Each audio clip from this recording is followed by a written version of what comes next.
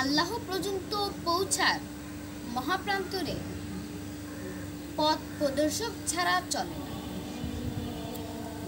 আর আল্লাহকে পেতে হলে দুনিয়া এবং দুনিয়ার সব কিছু যা খুবই ক্ষণস্থায়ী, এই ক্ষণস্থায়ী বস্তুসমূহ হতে সম্পর্ক করো।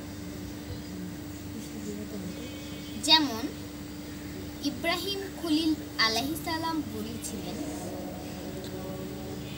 আমি অস্তগামী ও ক্ষণস্থায়ী বস্তুর প্রতি ভালোবাসা রাখি না। মূল কথা, আফিনিল অস্তগামী বলতে দুনিয়া ও দুনিয়ার সবকিছুই উদ্দেশ্য হওয়া সুস্পষ্ট।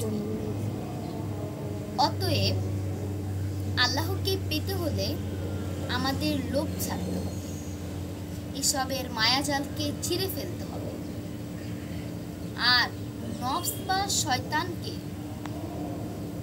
পরিষ্কার ভাষায় বলতে হবে, আমি এই ক্ষণস্থায়ী দুনিয়ার ধন সম্পদ, টাকা পয়সা, আবেগ, ভালোবাসা মোটেই পছন্দ